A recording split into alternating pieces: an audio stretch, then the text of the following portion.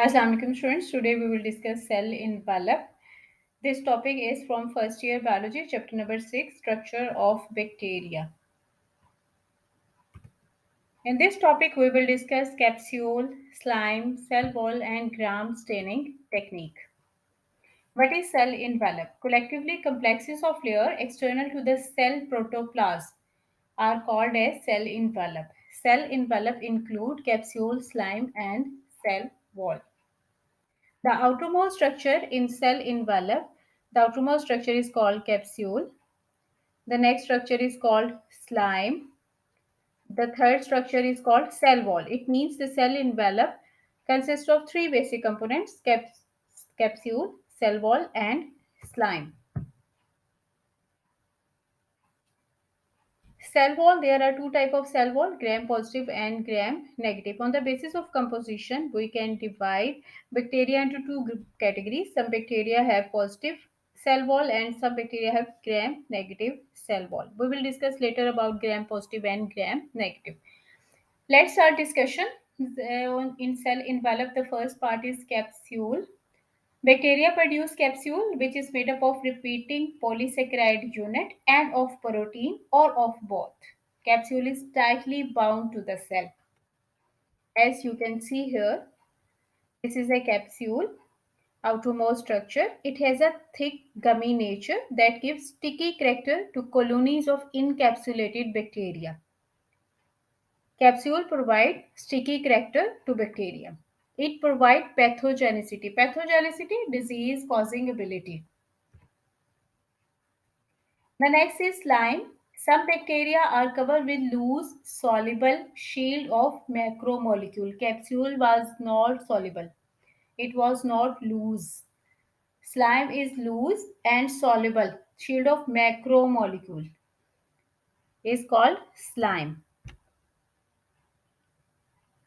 Beneath capsule, in some bacteria, slime is present. Slime provide greater pathogenicity, more disease-causing ability to bacteria and protect them against phagocytosis. Eating process of a cell is called phagocytosis. Like if our immune system attack on bacteria and engulf it, then it is called phagocytosis. But if a bacteria have slime, phagocytosis will not be so easy. The third component is cell wall. We have discussed capsule, slime, and the third component is cell wall. Beneath the extracellular substances and external to cytoplasmic membrane. It means below capsule and slime and above cytoplasmic membrane, a structure is present called cell wall. It is a rigid structure. Cell wall is rigid structure. That's why it determines the shape of bacterium. Cell wall protect cell from osmotic lysis. Osmotic lysis due to water, overflow of water, overabsorption of water. That is called osmotic lysis. Cell wall is only absent in mycoplasma. There is a type of bacteria in which cell wall is absent, and that bacterium is called mycoplasma.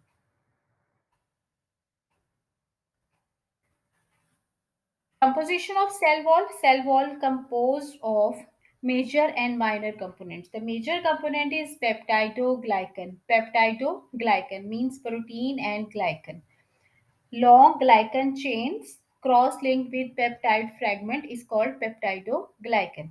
And cell wall also have sugar molecules, teichoic acid, lipoproteins, and lipopolysaccharides. But all these are linked with peptidoglycan.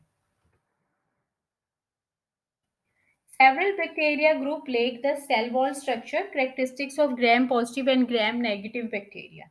And some bacteria have no cell wall.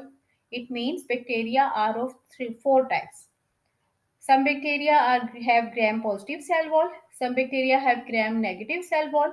Some bacteria have no cell wall, and some bacteria have cell wall, but their characteristic don't resemble with gram-positive or gram-negative. Like archaeobacteria are different from eubacteria. Archaeobacteria and eubacteria are different in their cell wall composition. Like archaeobacteria don't contain peptidoglycan. Their cell wall are composed of simply three things like protein, glycoprotein and polysaccharide. What is gram positive and gram negative? There are two type of cell wall, or there is a difference in composition of cell wall. Christian Gram was a scientist who observed this and work on it. Gram positive bacteria and gram negative bacteria have cell wall like this. This is gram positive bacteria and this is gram negative bacteria cell wall. The first difference, number of major layer. In gram positive bacteria, as you can see here, in gram positive bacteria only two layers are present. On one layer peptidoglycan is, and in the second layer is of plasma membrane. But in gram negative bacteria, two layers are present. On upper surface cell membrane or outer membrane is present, on lower surface membrane is present, and between these two layers peptidoglycan is present. This is first difference. Chemical composition, peptidoglycan is 50% of the weight, but here the peptidoglycan and other substances are 10% of the weight. Third difference, overall thickness, lipid 1 to 4%, 20 to 80 nanometer, 20 to 80 nanometer thick, 8 to 11 nanometer thick, gram negative bacteria. Outer membrane in gram positive bacteria, as we have discussed. In gram positive bacteria, no outer membrane is present. No outer membrane is present, just one membrane is present below peptidoglycan, but in gram negative bacteria, two membranes are present. Periplasmic space. The space between plasma membrane and cell wall is called periplasmic space. Periplasmic space, gram positive bacteria present in some and in gram negative bacteria present in all. Permeability, gram positive bacteria is more permeable and gram negative bacteria is less permeable. This point is very important. Gram positive, some bacteria have this type of cell wall, gram, they are called gram positive bacteria, and some bacteria have the other type of cell wall, and that is called gram negative bacteria. On the basis of composition of cell wall, we can divide bacteria into two categories, gram positive and gram negative. Cell envelope, capsule, slime, cell wall we have discussed. Now, and gram positive and gram negative, the difference between gram positive and gram negative bacteria we have discussed. Now, let's move to the next topic, that is gram staining. What is gram staining?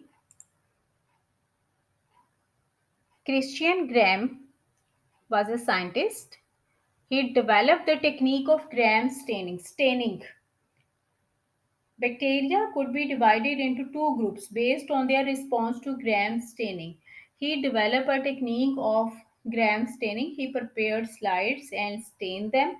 Which bacteria stain primary dye are called gram positive, and which retain secondary dye are called gram negative.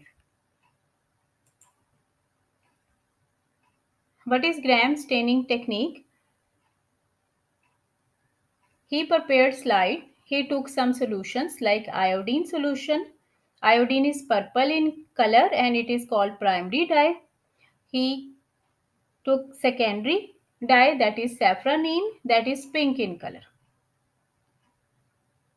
When the bacteria is stained with primary stain, in staining procedure, we make a slide and then dip or pour a color on it, that is iodine solution, then decolorize it, then add safranine and then dry and observe under microscope. After completing that procedure, when he observed slide number 1, he observed that retain primary dye, that is purple, which slide was show purple color, that is called gram positive, and which slide show pink color, that he called gram negative. When the bacteria is stained with primary stain crystal violet and fixed by the mordant, some of the bacteria are able to retain the primary stain and some are decolorized by alcohol. Gram positive bacteria. By this staining technique, gram positive bacteria are stained purple, retain the primary dye due to formation of CV1 complex. why they retain the dye, and why those bacteria show that color. The reason is that the cell wall of gram-positive bacteria have a thick layer of protein-sugar complexes called peptidoglycan. Gram-positive have thick layer of peptidoglycan as we have discussed earlier, and lipid content is low. Decolorizing the cell causes this thick cell wall to dehydrate and shrink, which closes the pore in the cell wall and prevent the stain from exiting the cell. That's why gram-positive bacteria show purple color. So the ethanol can't remove the crystal violet iodine complexes that is bound to the thick layer of peptidoglycan of gram-positive bacteria and appear blue or purple in color. Gram-negative bacteria, by the staining technique, gram-negative bacteria are stained pink, retain secondary dye and color. There are many structural differences between these two groups as we have discussed earlier. In case of gram-negative bacteria, cell wall also take up the CV iodine, that is primary color complex, but due to the thin layer of peptidoglycan and thick outer layer which is formed of lipid, CV iodine complex get washed off. Here you can see gram-negative bacteria show. When they are exposed to alcohol, decolorizer dissolve the lipid in the cell wall, which allow the crystal violet iodine complex to leach out of the cell. Then, when again stained with safranin, they take up the stain and appear